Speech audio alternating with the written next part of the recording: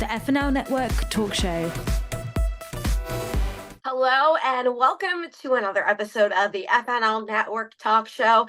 I am your host, Diana Gebbia. Today I am joined by Kay, David, and Marianne. Oh my God, what a lovely group we have. I'm so excited to be with you guys. Thank you for joining.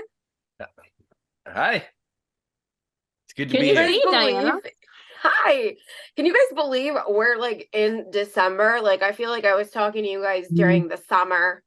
Like it was yesterday. Now it's getting dark early. It's freezing. People are stressing over buying stuff, and I'm eating too much.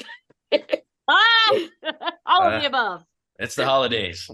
Exactly. The calories do not count during the holidays. Nope. That's always what I tell everyone. Nope. We got a lot to talk about today. No different than any other episode of this show, to be honest with you. So why don't we jump right in? Now, I know a lot of people are traveling this season, myself included. I'm coming to you live from my parents' house in New Jersey, so I had to do that wonderful cross-country flight. And Southwest they have a new policy to accommodate their plus size customers. So they're giving complimentary tickets to overweight passengers so they can have either the seat next to them or the whole row if they need. Now, one TikToker, I was looking into this. She kind of made it look super easy. Like I just went up to the window and they gave me a free seat. But from what I'm understanding, what I'm reading, sometimes it isn't that easy, and there is a process where you have to request it, or you could pay for the seats and get reimbursed, just to get all ends of the policy out there so we could look at it from all angles. So I want to know, what are your thoughts on this? Do you think it's really cool that airlines are being this inclusive, or at least Southwest is? Do you think it's a policy that all airlines should adopt, or might you have some reservations about this? And Marianne, I'm going to kick it over to you first. And you look like you don't want me to kick it over to you first. Gosh, I feel so okay. So I feel conflicted on this topic. I understand. I feel conflicted because I'm somebody that I am usually all about inclusion. I think it's important to be inclusive. But it's hard because some people truly can't help their size, their weight. They have a health condition. So I feel like it's good that they're being inclusive, but at what point does it, in a certain way, maybe glorify or give a pass to be unhealthy? It's not the same for everybody. Everyone's scenario is different, right? But I feel so conflicted on this topic because I don't know that other airlines are going to continue to or even going to implement this. And I know there's probably going to be backlash, and there's going to be people that are, happy about it. Gosh, it's such a hard call to make for me. I think it's important to be healthy, whatever that is for each individual person. But at the same time, I also am all for being inclusive. But at what point, like if they're going to be losing money or giving away another seat, like what? I almost want to ask, what is the cutoff, like the limit? Is there going to be a weight limit? Is there going to be a size limit? I mean, I have questions, I just don't really know what to think. I've never heard of it. Yeah, I think it's normal to have questions because obviously this is more of a sensitive topic. But if this was any other policy, like I'm trying to think of, I don't know, certain things maybe with COVID when there was, we all had to introduce the showing your vaccine card or wearing your masks. We were like, well, where do we cut off this? Or like, what exceptions do we make here? I think that's a normal feeling to have with any sort of new policy or new rule that goes into effect. I struggle with that too. I don't know if people are just gonna, I don't know if it glorifies obesity necessarily. We'll put those two words together, because I feel like I don't think everyone's just gonna start being unhealthy so they could get a free plane seat. Like Point. I just don't Good think point. that's a thing. It might be a Yeah. thing, and I could be totally wrong. For Mhm. me, because I was thinking about this too, and I'm also wondering, like, okay, I'm a traveler, and I travel a lot to go home cross country and then to see my family. And if I got put on another flight or like moved to maybe a middle or aisle seat where I always book a window, that would bother me. So that aspect of it annoys me. I think they could do some wiggle room there and perfecting there. But I've struggled with my weight. I'm not someone who is considered morbidly obese. But I know, like you had mentioned before, it's like a health thing. Like, I got put on antidepressants, and unfortunately, I cannot get rid of that weight no matter what the hell I do. And it is so annoying. And for me, I think those people who might be in the shape where they are afforded an extra seat, I think if they were given the choice to have a lean body or to be healthier, or maybe they're comfortable in the skin they're in, but they just want, if it was the choice between having that societal stigma around their appearance or getting a free plane seat, Yeah. I think they would choose not having that stigma attached to them. It's kind of to Right. relate it to, and these are apples and oranges, but my brother and some other people in my life, they get disability assistance at theme parks because they are on the spectrum, and they appear, Mhm. disability, it's not visual. They appear to be functioning like everyone else. And some people give us dirty looks when we get to the front of the line, because if you look at my brother, you can't tell he has a disability. And it's like, dude, Right. if it was a choice of having a disability or like waiting in line in Disney, like, we'd wait on the line, So, but you Yeah. bring up a good point, because it's like with anything that gets introduced, it's normal to be like, all right, what are the hangups with this? So it's good that we have thoughts like this, because that's how the kinks do get ironed out. Right. Yeah. Kay, what's on your mind? I just think as Americans, we have the idea constantly that when someone gets something, something is being taken away from us, right? Like, that is just like the running theme, and I think it's detrimental. I think it's awful for society. I hate that anytime anybody is getting anything, people are like, well, why are they getting a student loan reduction? I didn't get a student loan. Well, why are those kids getting free lunch? My kids don't get free lunch. It's like, mind your business. You know what I'm saying? Somebody who's overweight having an extra seat has nothing to do with Kay Montgomery. You know what I mean? It's not going to affect me. I'm keeping my mind on my own paper. I'm staying in my own lane. It's a policy that Southwest has decided. And the lady who went viral last week, her name is Jalen Cheney.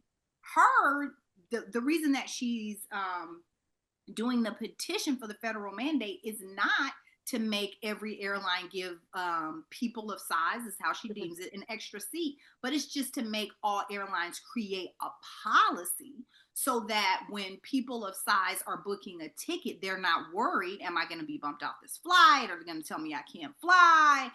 All of this different drama. They just want the policy listed so they can know how to plan their life. And so I can get on board with that, because nobody wants to be, stuck at an airport or not knowing what a policy is, or having anxiety before they fly, before one thing or another. So I think having the petition for the federally mandated policy for people of size across airport, across airlines is a great idea. Yeah. I think Southwest, the plan that you buy an extra ticket, and then if there was an extra seat, once you have flown, then you can get reimbursed, sounds great to me.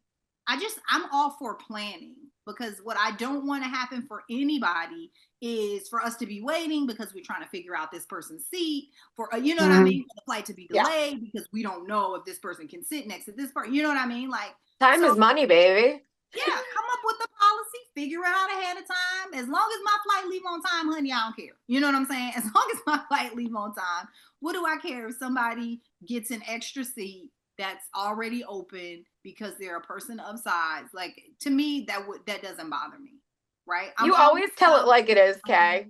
You know what I mean? Like, we're always worried about somebody else getting something. Like it doesn't, just because someone else is getting something does not mean that you are not getting something, right? Or even if you're not getting something, so what? Maybe somebody needed the thing that they got. Like, it's not about us always making it everything even all the time. I think this generation is going to be so much better than, millennials. They're going to be so much better than Gen X, because we just grew up with everything as a zero-sum game like that. You know what I mean? Like, oh, what are they getting? What am I? It's just like, that's the difference between something being equal and something being equitable, right? There's a difference. So I just feel like, yeah, this generation's got it. We got to catch up. I don't know. It's frustrating for me that people are frustrated by it. I'm just like, and David, if you're frustrated about it, let's fight. Go ahead. You're next. Well, coaching sports and teaching high school, I always start off the year by letting my students know that I'm not going to treat everybody equally. I'm going to treat you fairly.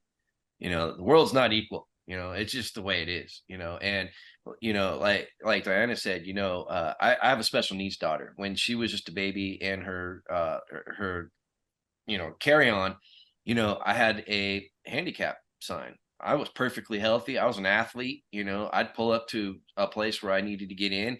Half the time I would stay away from using the handicap because I could physically pick her up and carry her in.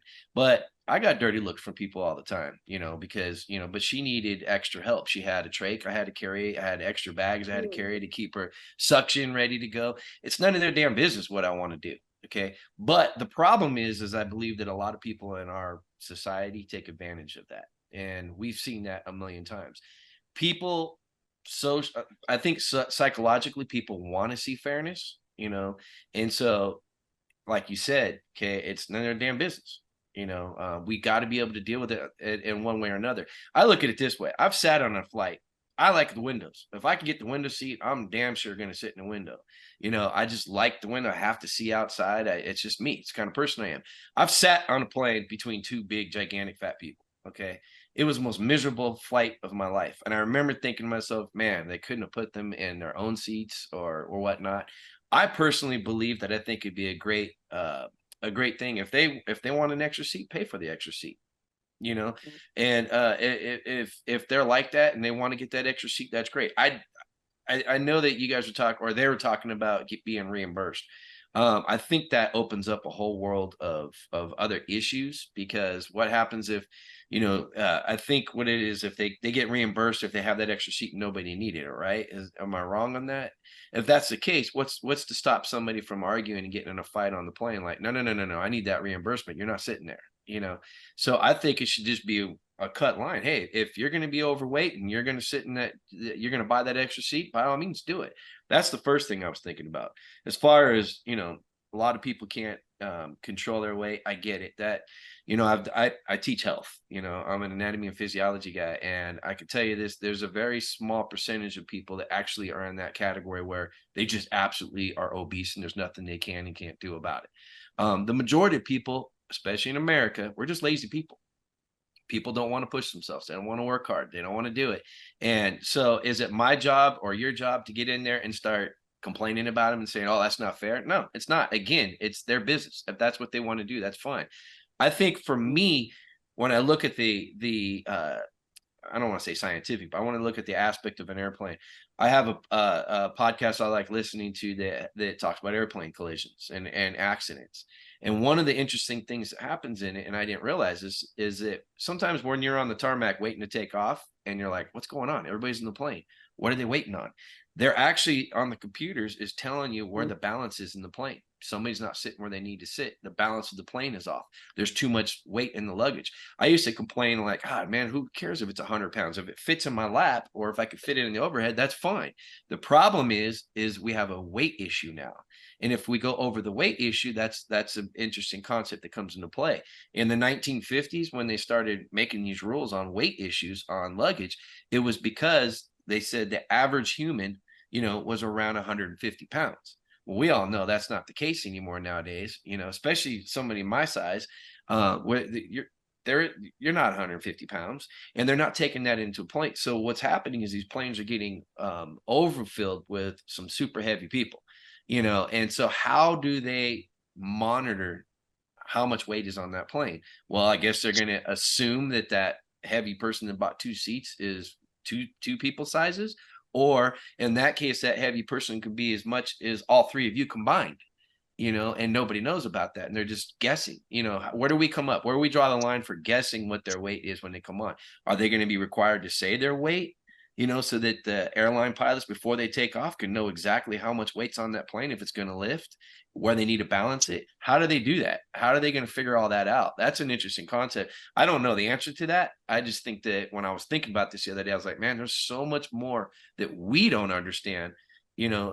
Like Kay said, it's not our business, but there's probably a reason that they have that flight, and there's probably a reason they need that extra seat. So as far as I'm concerned, if they pay for it and the airlines know what's up, and that's between them and the airlines, that's their business. If you want to get in my truck and you want to pay for that empty seat next to you, then by all means. But that I'm not getting paid, so you're gonna have to bump out of the way because somebody else needs to fit in there. We need to fill this truck up. So that's how I feel about it. Yeah, I think the real solution, and I'm not an engineer, but make your planes bigger. Like, honest to God. Make them stronger and bigger. Gotten smaller and smaller. And I'm a short person. I'm 5 foot. So I feel for all you tall people out there. I feel for you with your knees and your boobs, or your knees and your neck. And you can't, oh my God, forget about it. Make your planes bigger. Hey, during the holiday season, it sucks going to Magic That's all Mountain I or gotta something. say. Yeah, oh my God, I can only imagine. And I'm, like I said, I'm uncomfortable. I feel like I got a bad knee. I gotta feel like I gotta kick it out. I can only imagine you long-legged folks, like you kick and you're in the other person's ear in front of you. Oh yeah.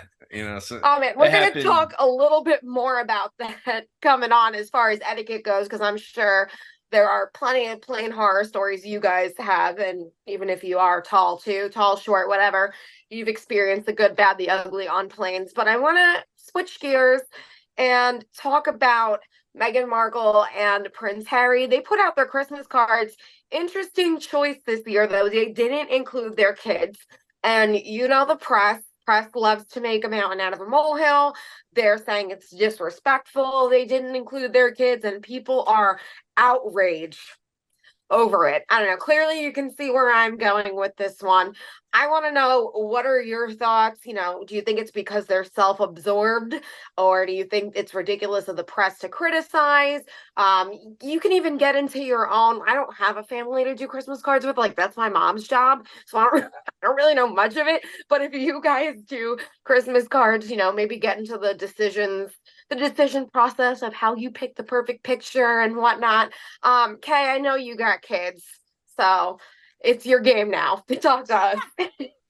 Well, my kids are old, but I haven't done a Christmas card. I mean, I'm not a Christmas card person, but my family years ago, probably about a decade ago, we did a stock photo. We didn't realize it was going to be a stock photo, but it was like, come and, we need diverse families to take these pictures on the beach. And then, you'll get all the pictures and we'll get all the pictures and we'll pay you some money. And so we were like, great. My family was like, oh, this is a great idea. And then 3 years later, when I tell you that picture is on Costco, it sells Costco Christmas cards every year. It's, if you Google nuclear family, our family comes up in the dictionary. It's our family's picture. That's so cool. Yeah. But gambling addiction, we've been used for. Banking, we've been used for. I mean, anything you could think of, our family, people have been taking pictures. We were on the Daily Show once because the guy was like, I wanted to order this family off of Amazon and just sent me a picture of this family. And so we were on Daily Show. It was crazy. That picture has gone everywhere. So I'm like, I never need to do a family picture because that's my family. I mean, it was us 10 years ago, but it's pretty fair. That's us or whatever. But I'm not a fair person to ask because I love Meghan and Harry. I mean, love. I mean, I listened to Harry's book a couple of months ago. First of all, if you get Spare, you have to listen to the audio because Harry reads it to you, and his voice is amazing. The way he pronounces things, I love. Megan is beautiful and a philanthropist and smart, and I love her. And so I just think it's much ado about nothing because people just hate on them constantly for anything. They didn't put the kids in the Christmas card last year. The kids haven't been in the Christmas card since 2021. Whenever they release any pictures of their kids, they released a recent picture of Lilibet maybe like a year ago, and there was so much drama. The British media is the worst. They are really racist and they're the worst. So I could see them not wanting to release pictures of their family. I saw a quote where Meghan Markle said, you know, if you work in an office and you have a picture of your kid on your desk and somebody comes by and says, oh, you know, what a cute kid. Can I see some pictures of your kid in your phone?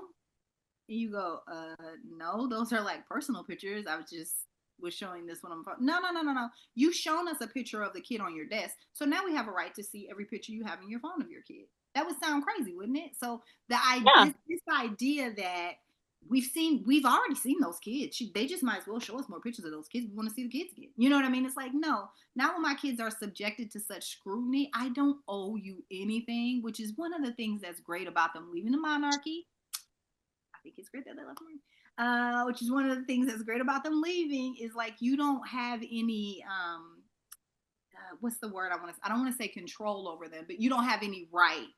You don't have any right to their life like you do to Prince William. So it's like, no, they don't want to put their kids in their Christmas cards. They don't have to put their kids in their Christmas cards. I don't think it's egotistical. I don't think it's, you know, them being selfish or them wanting to show. And plus, this is for their charity. This is for Archwell. Yeah. I mean, I just feel like let them do what they want to do. They can do no wrong in my eyes anyway. I love them and think they're awesome. So I'm gonna always have their back. Although, I mean, friends of mine who do Christmas cards, I always think it's weird if everybody's not in the Christmas cards. I have friends that do the opposite.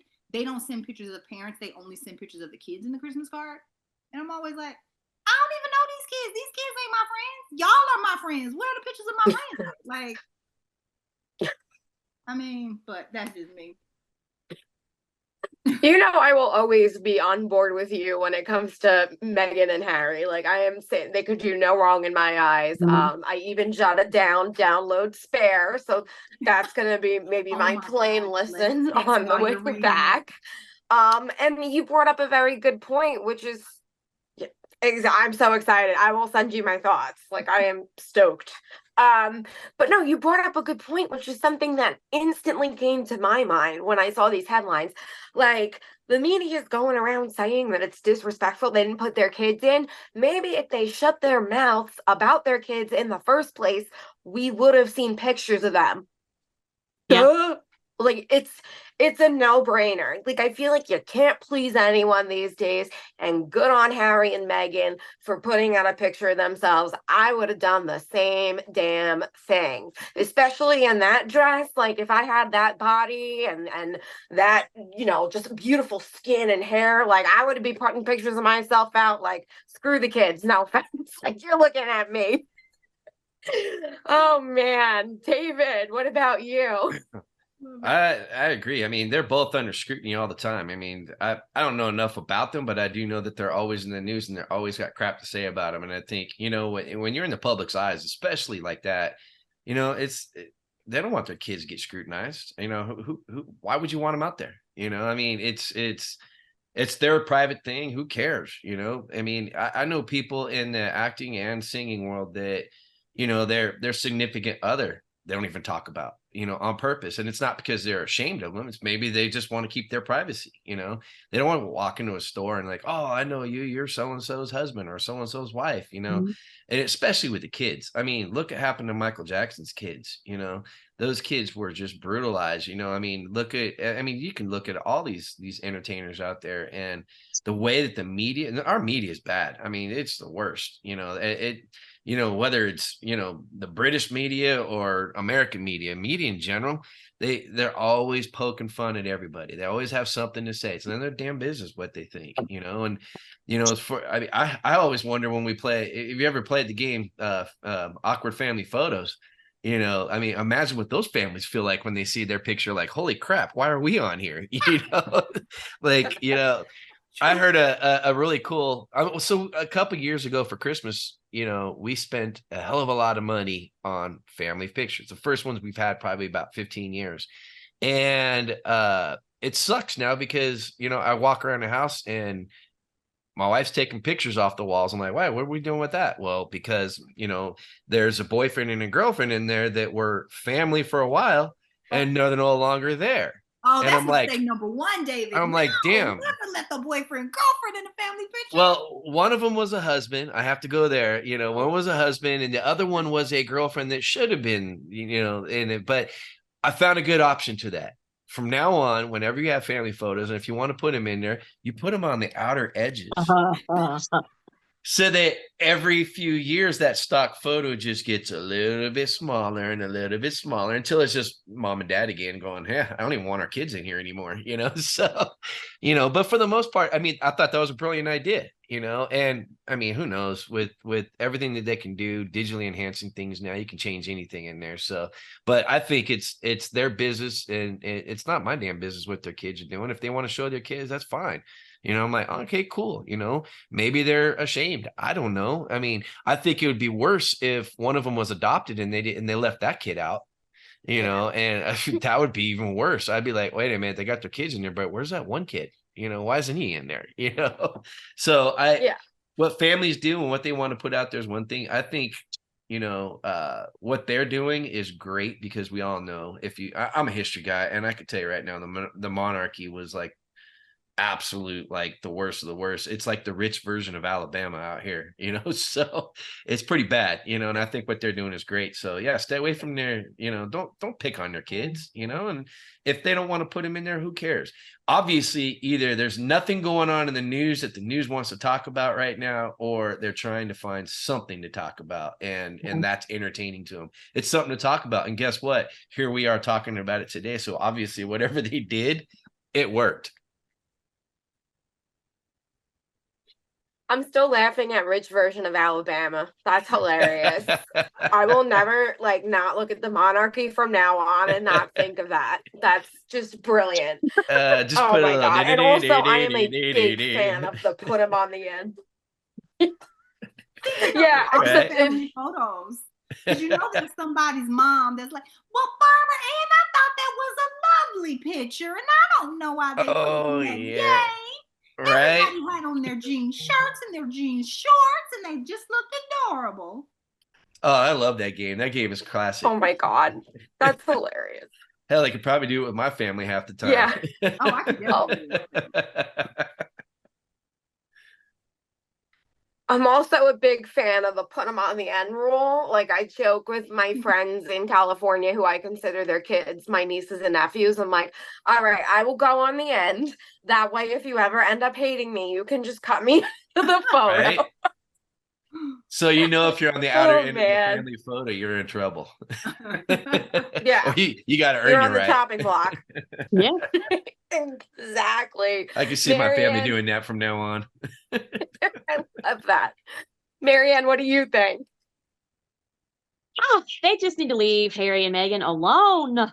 Like, this is their business. That is their business. If they want their kids in the picture, great. If they don't, that is their business. And I feel like people have been scrutinizing them ever since they left. And that took courage. It takes courage to be a cycle breaker. And then you're going to have to deal, and they're having to deal with all this scrutiny and this cruelty. Just let them be themselves. If they don't want to share pictures of their kids, maybe they just like their privacy. Maybe they're protecting them from the hurt and the pain that the media has caused them, and they don't want them to deal with it as well. I mean, I think no matter what they do, people are they're just going to be awful to them. They're going to be mean. They're going to be judgy. They're going to be putting them down, trying to find something wrong with them, and not focusing on the things that they've done right, which I think they've done a lot of good things. And I feel like, I can't remember if it was David or who said they've got to have something to talk about. So it's going to be something, and they went against the ideal. They went against the ideal when they left. So because of that, it's almost like they're being punished extra. And they're probably, if I could guess, maybe trying to protect their kids from some of that and just maybe give them a more normal life. Maybe they just don't want them to have to be in the spotlight. Maybe they want them to just enjoy being kids and keep the pictures for themselves and their, their immediate family. Yeah. Not only did they go against the ideal when they left the monarchy, but you can argue that the moment Harry proposed to Meghan, that was going against the ideal because she is a Black divorced woman. And we all know that doesn't sit right with rich Alabama. That just doesn't sit right with them. Too bad. I'm glad he married someone different than Exactly. what they wanted. And even though the side chick, even though the queen now used to be a side chick, but let's okay. Yeah. You've got a good good point points. there. You got a good point there. I think that's way worse. It's so true. I feel like from day one, this woman was just fighting just all this stigma and already had everyone against her. And they've done wonderful things. She is incredibly intelligent. And it just so happens because she's not Kate Middleton, which no disrespect to Kate Middleton. I think she's also got her strong points too. But because she doesn't look like your picture perfect British proper woman in society, that's not cool with everyone, and that gives everyone license to poke at her, which obviously I don't think that's okay, but that probably explains why the media is just still going after them. But I agree with all of your points. Like, good on them keeping their kids private. Your kids, I'm not a parent, but I can imagine when you have kids, like, they become your number one, and if that's their priority, they want to protect their number ones in that way, especially Harry seeing how much the media went after his mother and now is going after his family, and he doesn't want to meet the same unfortunate end or anything similar to what happened to his mom. Do what you got to do. I'm not going to complain about it. All right, so we like to talk about artificial intelligence a lot on here, or maybe at least I do, because I feel like I almost always have an AI question, but you can't blame me because this stuff is scary. It is. It is scary. And my mom had the news on the other day, and this really interesting story was on about how a woman named Portia Woodruff, she was falsely accused of a carjacking when she was 8 months pregnant. So, like, I've never been pregnant, but I'm sure, like, her belly, I feel like it would take a lot of effort to carjack someone when you've got another human inside of you. Like, you're walking around with a bowling ball. But anyway, so she was falsely accused of this, arrested because AI detected her face and said, you are the criminal. So now, listening to this news story and reading the articles, it was very interesting to hear that AI actually has some bias. There is some racial bias in AI. To kind of sum, and I know I'm not going to sum it up perfectly because I don't study all this, but to kind of sum up what the news package said when I heard it on TV, unfortunately, there are more mugshots of Black people, and then the people that are doing the testing are white people. They're not minorities. So the software kind of gets trained to pick up more Black faces as criminals, and then the white people as not. Like, it's just really interesting because, like everything else, AI gets trained. So in a way, we're kind of training AI to be racist. And the creator of this software, this lineup software, if you will, the criminal software, he even admitted, he's like, this isn't ready to go on the market. I don't know why they're using this. It's not perfect. We have a lot of kinks to work out. So I want to talk a little bit more about this. Obviously, I know we've spoken about AI on the show before. We're all like really hesitant about it, but does this bring up a new concern for you? What are your thoughts on this whole, like, we can teach AI to be racist? Like, this was so fascinating and horrifying to me at the same time. So, David, start us off. The AI is I know my brother Corey would love to have been on this show right now because we've talked about this 1,000 times. So AI does not bring context into anything, and it doesn't understand the human nature that we've got.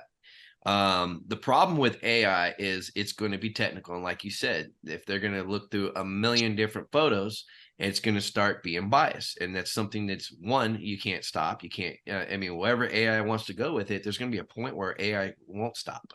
I know that, there's like 12 different things that I was thinking of the other day that it can get in the way of. I mean, first of all, it's going to cause an economic problem, especially we've seen it already in like fast food restaurants. Kids trying to get jobs in an entry-level job were already getting screwed out of a job by 30 and 40-year-olds who couldn't get their lives together or had to get a job, and these restaurants were picking them up first. Then you go in there and they want, in California, where they want $15-20 an hour for wages, McDonald's ain't going to make a profit off that. And who's going to spend $5 for a Big Mac? So what do? They put AI in there, and that takes jobs away from people. And well, first of all, let's just be honest with ourselves. I don't go to fast food a lot, but when I do, that damn machine never seems to work right. So it's frustrating as all hell with that. But AI, like you said, is not even nowhere near close to where it needs to be. And everybody's trying to make a buck off of it. And that's when technology's been since the beginning of time. Anytime anybody gets a new idea, they want to be the first person to throw it out there. They want to go out there and get it. I got the first fold phone, the first flip phone came out right here, and it's not showing up because it's not my face, but that was weird. That fold, I've been through 3 of them already in 1 year, and I'm so tired of it. People want me to show them it, and I can't open it up right now because the wires in it, there's a disconnection in the wires, and the technology's not there yet. The idea was there. I bought it because I'm an idiot and I didn't have any other phone at the time. And it doesn't seem to want to work the way it's supposed to. Great idea, not ready. And so I don't think AI is ready. And I think that's going to be the problem, is people are trying to figure out, what are we going to do? Where do we draw the line on this? AI is getting into weapons. What if a government uses this AI weapons, and the AI goes through and says, well, from everything that I see, these are all the bad people. Let's just nuke them. Who's going to stop that? We've gotten to a point where it's dangerous. And I heard the other day, Elon Musk was stopped in his tracks in a conversation about his idea was to move to Mars, and we can avoid all the problems of Earth, until one person said, yeah, but you're trying to run from AI. AI has got technology. What happens when they follow us or they stop us? And he was like, oh, and he had to stop in his tracks. So AI is something that's absolutely positively, I mean, let's be honest with ourselves. There's some great things about AI. Okay, deep fake is fun. That's a blast. But what happens when deep fake turns into something where, like, whoa, that's not the person, And like in the situation with the lady getting arrested, I mean, first of all, what kind of judge or court of law is going to allow that to go through? That's like, if you're big in crime like I am when it comes to crime podcasts, we all know they cannot and will not use the truth, what's it called, the lie detectors. They won't use that in the court of law. But here's a problem: the minute you deny to do the lie detector test, you're automatically guilty in everybody's eyes. The minute you do the lie detector test and the computer messes up or something's off and it shows that you were wrong, okay, or you lied, you're still guilty. You can't win that argument. So that's that. I mean, but so they just throw that out altogether. I mean, are they going to be able to use AI and throw that out? Come on, like you said, unless that was a 98-year-old grandma that was on a cane and a walker and couldn't get in her car, and that lady came over and carjacked her at 8 months pregnant. I mean, there's probably a possibility for that. But yeah, I mean, come on. I mean, if we were all sitting on that jury right now, we'd all be like, okay. Yeah, there's something wrong with this. So I doubt she'll get convicted. If she does, that's going to open up a whole new precedence of what's going to happen. And that's a scary thought, but as far as AI in itself, man, we can go on and on and on, do an entire show on this, right? And it's, I believe that somebody somewhere either needs to back off or make some rules or make some laws. And even the people designing it don't know what the hell they're doing. They're like, oh my God, this is like gotten too far. And we've all watched the movies. I mean, Terminator was an AI, wasn't it? And we all thought when we were kids, that'll never happen. Oh, guess what? Things are happening a lot quicker with this AI than we thought. I mean, Back to the Future, we still don't have Mhm. hoverboards like we wanted, so, and some of the styles that came out in 2015 were nothing like in the movie. So who knows where it's going, but I think AI is a scary thought, and I think that's wrong that they're using that. And like you said, that guy that developed it even said that it's not ready. Why are they using it? People want the money. They're going to make a buck off of right now. They'll worry about the problems later, and that's not good for us in society. So true. And he also mentioned what you said earlier. It's like AI can't, there's no feeling behind it. It literally just wants to spit out Mhm. the correct answer of the algorithm that you Exactly. plugged in. So if it's trained to see, like you said, this pattern of people more times than this pattern, it's gonna go towards the people they see more. And it's just so unfortunate, and it's eye-opening how much there just really is an automatic bias of minorities in this culture. Well, It's look at just hospitals. The hospitals are going to be the same way too. What happens if you start having a AI doctor, or they come through and there's something that a human can say, you know what, I have compassion. I mhm. feel for you. I want to help you here. We're just going to we're just going to go past this little rule, and we're going to fix this. The AI is not going to do that. AI, they don't give a rat's ass who you are, Yeah. and Right. that's a scary thought. So, I mean, it can go, AI is going to be everywhere we go. If they don't get Yeah. control of it, I'm gonna have to try to live out in Wyoming or something just to stay off the grid. I don't blame you. No, I 100% agree with you. There should be rules in place. Okay, I see you like taking notes out the wazoo on this one. So I am ready to hear what you have to say. Well, the thing is, I had been thinking about this because I heard a really interesting, if anybody's interested, podcast, Fresh Air, Mhm. with Terry Gross. But she had a computer scientist on, a woman named Joy Bull Lamani. And she's a Black woman who ended up starting her own company because she's a computer scientist. She was working in AI. And she was talking about how, I think she was out at Stanford working on this AI project, and how the AI would not recognize her face. She was working specifically in facial recognition, and she realized that it wasn't recognizing her face because she was Black. And so when she had to extract the information she wanted from the machine, she had to wear a white mask, which was really interesting. So she talks all about how AI and machine learning. So here's the thing, that I don't know what article or news program you listened to that said that because there are more Black people in the criminal system, like that off the top just isn't true. There aren't more Black people in the criminal system than are in the than white people are in the criminal system. There, 15% of the population is Black. You know what I mean? So just raw numbers, you have I more think it white might people. have been from that specific, I'm not sure, don't quote me, but it was on CNN, and I think it might have just been from that specific like department they were working at, not like a broad scope.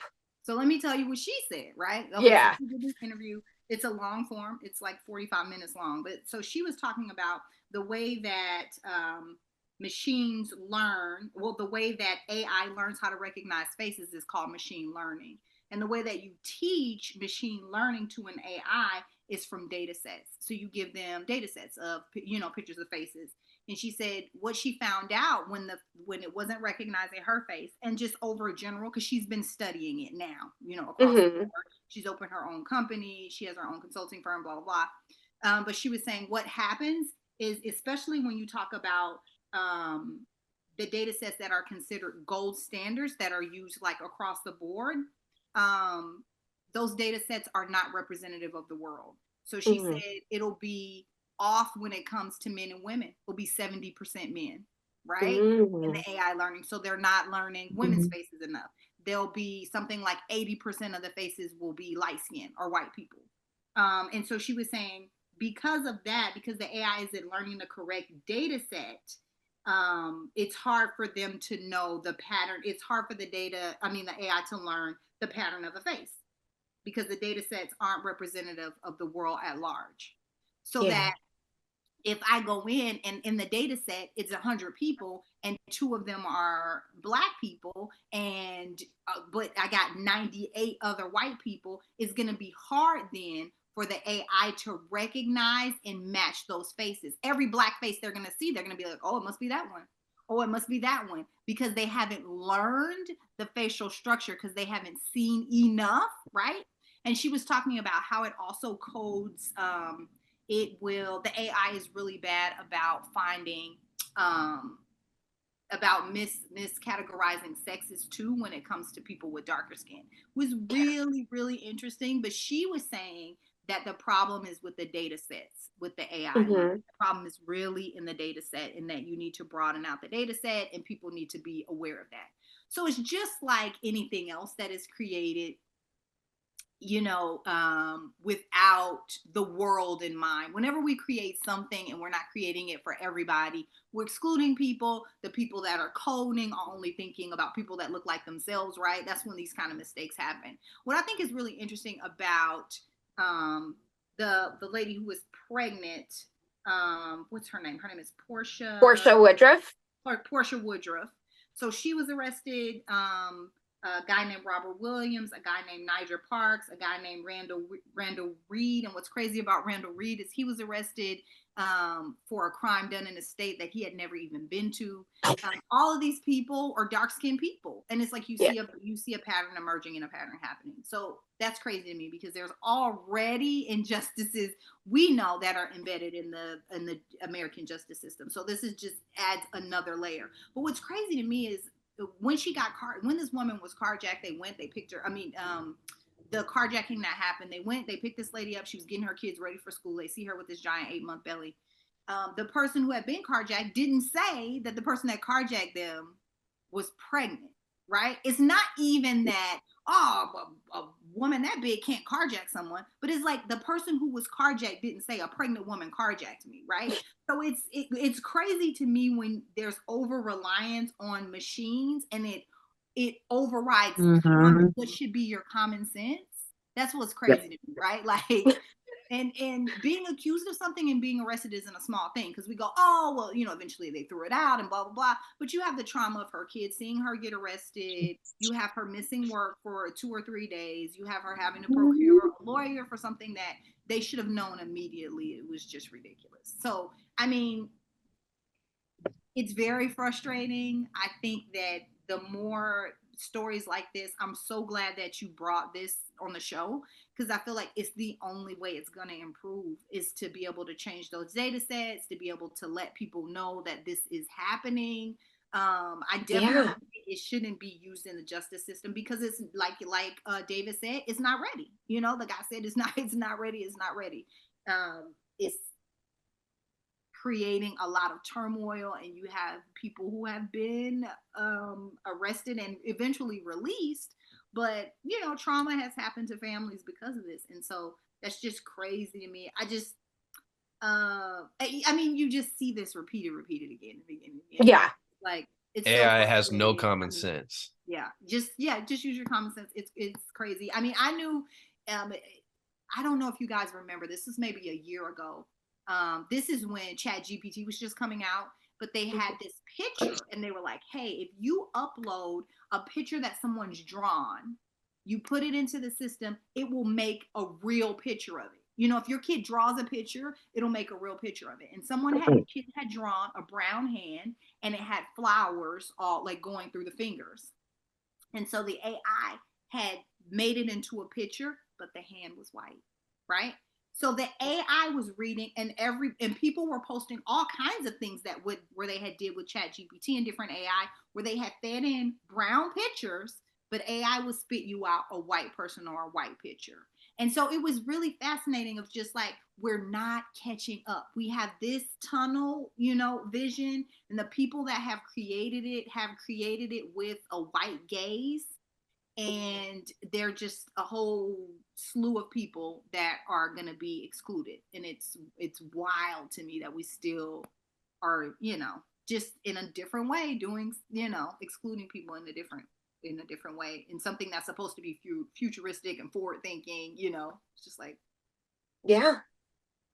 In the news package, the anchors even tried out the software. So they sent in pictures of the CNN anchors, and they analyzed one, Isabel Rosales, I think is her name, and she's a Latina with blonde hair. Well, AI picked her up as, and I don't remember his name, but it's his show. He's a bald black man. And that's who AI identified as her. So as you can see, to your point, like this, it's very flawed. It's very flawed. They had a good chuckle over that one. Oh man. Marianne, what do you think? It makes me angry, very angry for the woman that got arrested, because like Kay said, that trauma is still there. It will always be there. That cannot be undone. They can't go back and undo that. And it just makes me like furious, just furious that they're going to allow that, something like that to happen. And I think AI has brought a lot of good, but I also think it is quite scary. And I don't think it should be used to look at a lineup. I don't like that, especially hearing this woman's story. I mean, she did not ask for this. And she's 8 months pregnant. I mean, come on.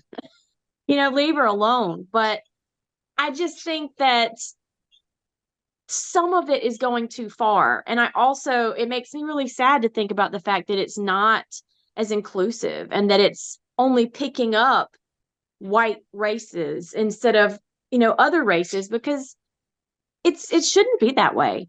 I mean, I've got a mixed race brother, and I've seen him be left out, and I don't like that either. And so that's why I try to be inclusive in my life, because there's someone that I love very much that I want to be included. And I know we're talking about AI here, but I just think that obviously it's showing that it's not perfect, and it never will be. But even though it won't be perfect, when it advances, how scary is it going to get? We were talking about them following Elon Musk to a different planet. I mean, theoretically, I don't see that happening in this lifetime, but who knows? I did read an article on that they said it's going to become barbaric.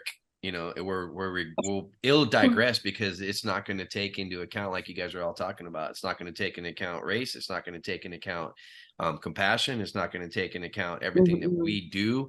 And common sense isn't going to be taken into account. And it's just going to go straight off to, survival of the fittest, with AI. And that's scary. Oh, I don't like that. I don't like that. And that's terrifying. And I do not want to be around to see that. I do not want to be around to see that. It scares me to think of AI doctors, like you had said. There's no compassion. There's no empathy there. It's literally just like a robot. Mm-hmm. And that's not the way that the world we live in, as I know it, growing up, has been. And it's just really scary. And I don't like the thought of it taking over so much and depersonalizing everything. Yeah. I think you should keep your AI to I have this in my fridge. What kind of recipe should I make? Keep your AI to tailoring your resumes, or what should I write in my Christmas card, and leave it at that. Because you guys know I love horror movies. I cannot do like dystopian, like that just freaks me out. Because what are the odds your friend might be a serial killer? Could it happen? Yes, not likely. What are the odds AI is going to take over the world, or like the government's going to push women back millions of years? It's a lot more likely than your friend being a secret serial killer. Let me just tell you. But always a great discussion about AI with you guys. And I feel like, unfortunately, there's just going to be more to talk about. This is we are scratching the very tippy surface of this. So scary. So we're going to end off on a lighter note, because we don't want those computers, ruining the rest of our night. So I will get back on the topic of airplanes. We're going to do a little full circle moment. We started off with them. We're going to end with them. Airplane etiquette. I have seen another news package now online of here's what you do and don't do on airplanes, which I can't believe it's come to this, but Unfortunately, it has. I know in our little FNL network group chat, we've talked about farting on planes and unfortunately having to sit next to people who have done that. So I want to know, do you have any personal airplane horror stories, or do you just have some pet peeves? I know I'll kick it off. I always have the person in front of me who can somehow sit in my lap. They just are somehow have that superhuman force to get their whole head in my lap. And I'm like, dude, can you at least order me a drink from the flight attendant before you're this close to me? And I'm claustrophobic, so I get antsy. And one time, this might have been a few months ago, the guy's like, well, what do you want me to do? Like, I think he saw me shuffling. He's like, what do you want me to do? And I'm like, I want you to not lay on me. It's as simple as that. Please don't lay on me. So I will kick it over to you, Marianne. We'll bring it back to you. What's your airplane horror stories? I would say that I have like a major horror story. I've been pretty lucky, but I mean, you do have the farters, and I have been around that. So that sucks. My worst thing that ever happened to me was with somebody I was traveling with. Oh, that's awkward. Yeah. So in the South here, I don't know about in other areas, but in the South, a lot of men, they dip tobacco. Anybody know where I'm going with this? Good. Tell me you didn't take a sip. I don't. I've never even tried a cigarette. I'm almost 38 and I have never tried a cigarette. Okay. So I was drinking some sweet tea or something and Oh man, I got thirsty. Well, No. Do I need to even? No. Yeah. Don't do that. Just don't been do there, that. done that. Don't spit your tobacco juice down and where your girlfriend at the time was drinking tea. Did you dump him? Oh, we're not together anymore, my dear. Well, yeah, no, We're but not did you together. dump This him was like at like that very years moment? ago. I would have No, thrown his ass out the airplane window. no, I didn't. Oh. No, I didn't. But I mean, yeah, that was gross. And that's not the only time it happened. It happened in a car once too. Oh my God. And that, at least in the car, I could hang my head out the window, and I did. In the plane, you can't do that. You just got the barf bag. Oh, So gross. Oh my God. That's my worst, yeah. Yeah, that's not pleasant. I think, you just reminded me with at least the farting portion of it, which now seems like a much better, easier thing to go. My three friends and I, we went on a trip back in 2016. We just flew from Newark, New Jersey to Disney World, to Orlando. That's like a 2.5 hour flight, easy flight. My poor friend Maddie, because it was me and my friend Morgan in one thing, and then Maddie sat like on across from us on the aisle, and then Steph sat behind her. My poor friend Maddie got sat next to this guy that did so many things wrong that she wrote a note in her phone with a list of things, and as soon as we landed, sent it to the group chat, and we were cracking up. So farting was on there. There was like just like a lot of adjusting of the nether regions, and then there was this was like not a pet peeve. This was just like a why did you do this? When the airline attendant came around with like the drink orders, he ordered a tomato juice and shotgunned it. And it was like that one just had like a bunch of like question marks next to it on. But yeah, oh my God. But somehow all of those don't compare to Marianne's dip story. What about you, David? oh man, we've all been in those kind of stories. I can remember one that was probably the most horrid. It was right before COVID. It actually was the same weekend that COVID, apparently hit America. We were coming back from Washington and we were in Seattle in the airport. And, I'm a talkative person. So I'm talking to, my brother-in-law, everybody. I'm in mid-sentence. And the lines were going back and forth, Mid-sentence, I got hit in the face by the worst wall of the worst stench, and I knew without even looking that this woman was either had a bacterial infection or she'd been out in the woods for the last 3 weeks and it's her time in a month. It was so mid-sentence that I almost embarrassed everybody around me because I was talking like I am now. I went, oh God. And I turned around and looked and I was like, huh? And I was trying not to vomit. It was that bad. And everybody around me is like, shh. I'm like, whoa. And well, the line was long. So I tried to let it go. And about 5 minutes later, it came back again and it hit me. And I got a big whiff this time. And my first thought was, please, please, please tell me that she's not sitting next to me on the airplane. And I just could not believe. I think people need to take some damn showers before they get on an airplane, And I didn't want to embarrass her. I didn't want to say nothing now because it could have been something, that it was out of her control because I got a special needs daughter. And then sometimes it's like, whoa, hey, did you shower? Did we have an accident? And so I get it. This woman she seemed pretty normal with her friend and it was bad. And that was an absolute, and I still get yelled at for bringing that story up. My wife was like, oh my God, that's so embarrassing. I'm like, well, what do you want me to say? I can't just ignore it, but I didn't make a scene. But yeah, it's that was probably one of them. The other one, there was a celebrity that I could not believe. I was like, no, that lady's old. That's not her. Turns out it was her with her dog. And I was like, oh my God, I didn't know she didn't have the makeup on. And I was like, no, that can't be her. That's not her. That lady's old. She's not even nowhere near. And I was saying it out loud because I was like, my wife's crazy. Well, Turns out it was her. Who it is now? You can't not tell us who it is.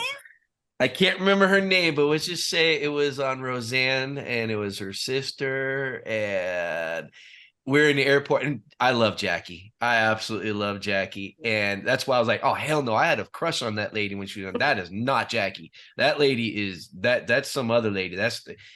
It was Jackie. And oh my God. If I know, and to this day, my wife still says that she knows for a fact that Jackie heard me. I don't even know her real name. That's how bad it was. I'm like, she couldn't have heard me. If I could take that back, I don't have no regrets. I am who I am. But God, I felt bad after that one when I found out it was her. But she had her dog. She was trying to get her dog on the airplane, and she wasn't going on the airplane with her. That's what was the argument. But that couldn't have been her. I mean, she must have just got up, ran. It was a bad day, and I was being an ass. Because I was like, that's not her. Come on, And so, yeah, those are my two horror stories, I should say. Now I'm probably going to get blasted for that one. No, if that's your regret, like your one regret, like calling a woman old, you're a pretty damn good guy. Because most guys would like not give a second thought, not even like a 1.5 thought to that. So. Well, I love that one. I was like, man, that can't be her. I think it's secretly inside. I was like, please tell me that's not her. Please tell me that's not her. That's hysterical. I was wrong. We're all and to this day, sometimes. she would hate me if she seen me again. I know she remembers that story. Oh my goodness. Kay, can you top either of those stories? No, I haven't. I mean, I'll sit next to somebody who's super chatty and probably a little crazy, but I think probably the most upsetting was the guy I didn't even see him, but we were flying out of Philly, going to Greece. My sister, I have a great sister. Special shout out to my sister Tosh. But she took me to Greece for my birthday. And so we're flying out. Philly to Athens is like the shot. And we're like, oh, okay, we're ready. It's like 10 hours long. It's like 8:00 at night. We're just going to sleep, the whole time is the plan. So we get on the plane, and about 2 hours into it, the pilot comes on and he's like, do we have any doctors? Do we have any doctors or nurses or anybody that can help out? We have somebody having an issue in the front of the plane. Just come as soon as you can, blah, blah, blah. And so like nobody really was going. And we were like, oh no, like what's happening? Somebody about to die on our plane. And so after like an hour or so, he comes back on and he's like, we have to make an emergency landing. We have to make an emergency landing. and we have somebody with a medical issue on board, and like we're gonna have to like land, and everybody's like, what the heck, like where? Because we were like over Canada or somewhere by that point.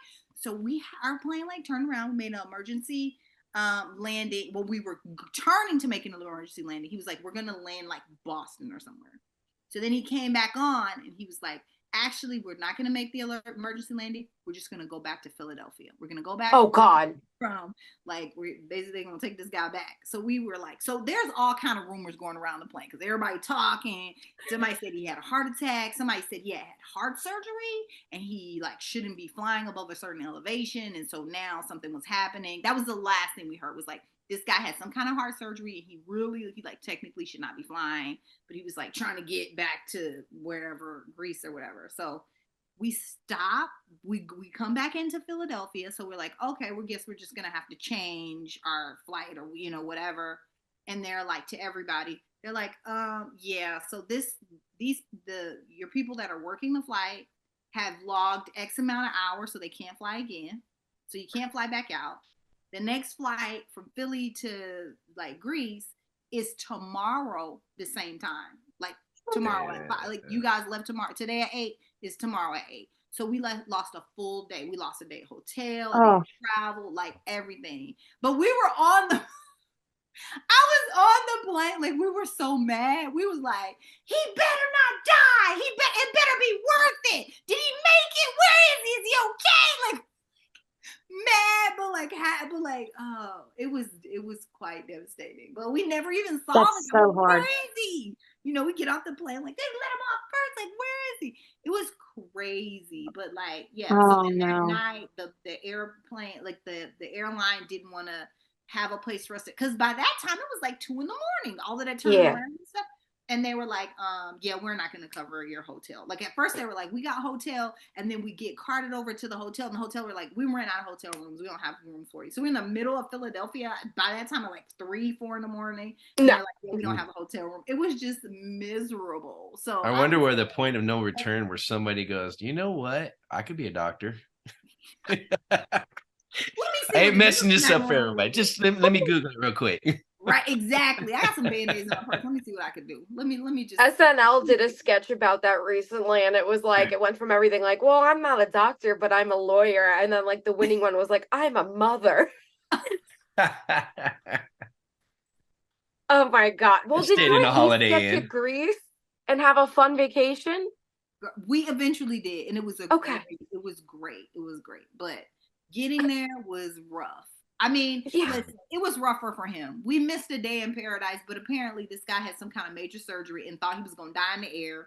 And, he made it. So, but yeah, he was having trying to get to another paradise, huh? Right? He was having a much worse time than us. I mean, we were complaining, but then we were like, oh, well, he's doing way worse than we are. So oh my God.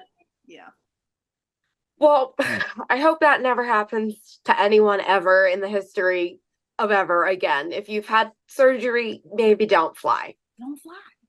That's the lesson we're going to take away from this episode tonight. Oh my goodness. Thank you guys so much for chatting with me. It's always a pleasure with you, Kay, David, Marianne, and thank you at home for tuning in to another episode of the FNL Network Talk Show. I've been your host, Diana. We will talk to you next time. I don't know if I don't speak to you again by then. Have a wonderful holiday or New Year. Happy holidays. Bye. See you guys.